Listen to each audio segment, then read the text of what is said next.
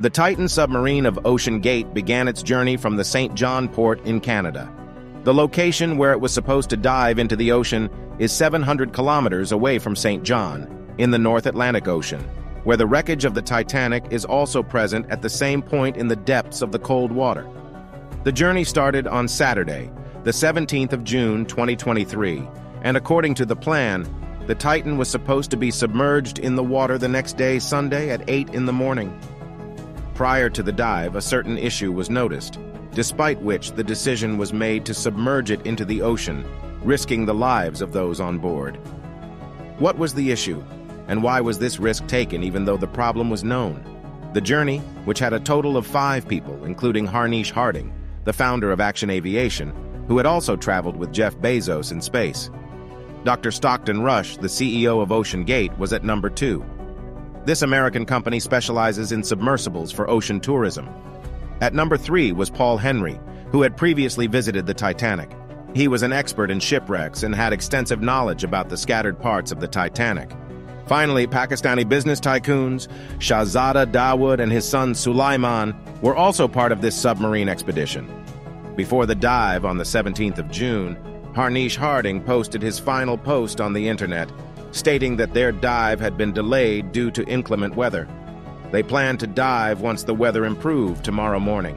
These 5 individuals were fulfilling their passion and were going to see the remnants of the famous Titanic.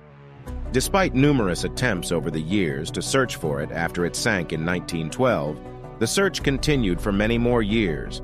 However, due to the challenging conditions of the Atlantic Ocean, this task was not so easy. RMS Titanic was discovered on the ocean floor. Titanic had left behind so many unanswered questions that it was about time to search for answers. Several expeditions were organized, involving experts and researchers from different countries, to explore the Titanic shipwreck. Canadian filmmaker James Cameron conducted numerous dives to the wreckage in 1995, and then in 1997, the movie Titanic was released, which achieved unprecedented success. The movie created such a buzz that the dream of personally witnessing the Titanic wreckage became a reality for millions of people. It was no longer just a research endeavor.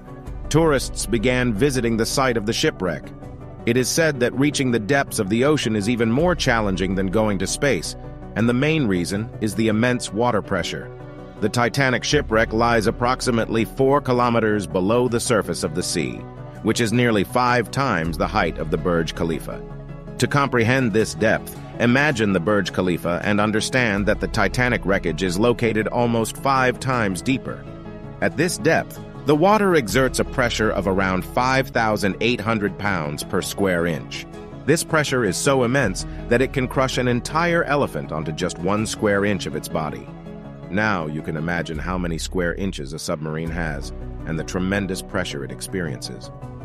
Anyway, on Sunday, June 18, 2023 at noon, the submarine's journey began. Normally, it takes about 2 hours to reach the Titanic. However, after 1 hour and 45 minutes, the communication between the submarine and the waiting mothership, Polar Prince, was lost.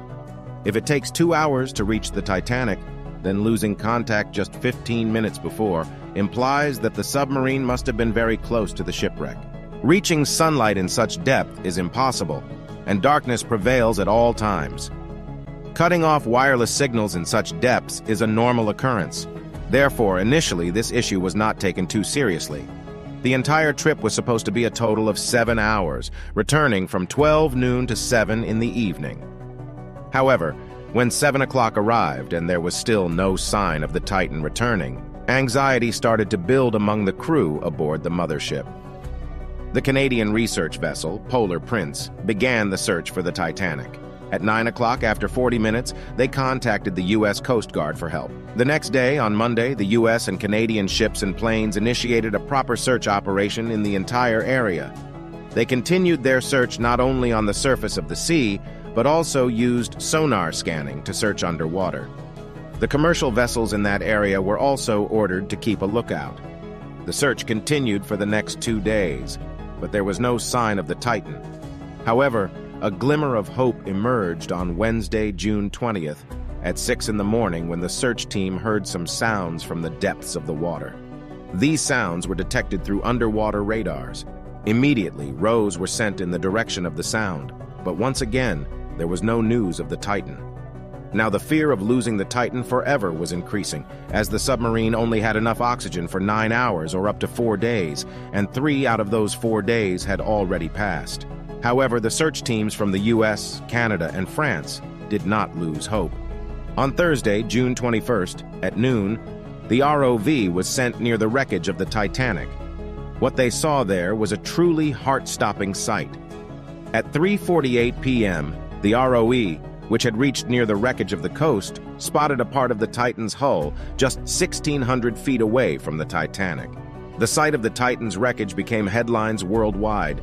This could only mean that the marine pressure was too much for the Titan to bear, and it ruptured in the depths of the sea. This news created a stir worldwide, and questions were raised about the safety of Oceangate. The CEO of Oceangate, Stockton Rush, who had lost his life in this incident, had stated in 2021 that he knew they had broken some rules while constructing the Titan because it was made of aviation-grade carbon fiber instead of steel. They wanted to bring some new innovations to this industry, which is why they used carbon fiber instead of steel. The Titan had also undergone a pressure test ranging from 5,000 to 10,000 psi before being launched, and it had passed. However, experts believe that there are various forces in the ocean that exert pressure on submarines, not only from water, but also from the waves created by the ocean. Additionally, it could have collided with a heavy rock or encountered other marine obstacles. Regardless, the carbon fiber used in the construction of the Titan was one reason for its destruction. Another reason was the presence of pre-existing cracks. In 2019, the Titan had taken a businessman named Carl Stanley on board, and during that journey, he heard the sound of cracking coming from the submarine's body. He said, "I was actually even able to drive this area by the sound of the cracking coming from the hull." At that time, he didn't pay much attention to the sound because he had complete trust in the CEO of Oceangate, who had designed the submarine himself. However, after this incident, he revealed to CNN that perhaps that sound was a warning that the Titan's body couldn't withstand the water pressure. If this is true, there is no doubt that cracks had already started forming in the Titan's body. In 2018, an executive from Oceangate had raised concerns about the carbon fiber body of the Titan. He stated that this issue would emerge seconds before the submarine would be submerged, and that turned out to be true. Experts say that it would have taken only 0.3 seconds for the Titan to rupture at the depth it was in. I hope you will like and share this video.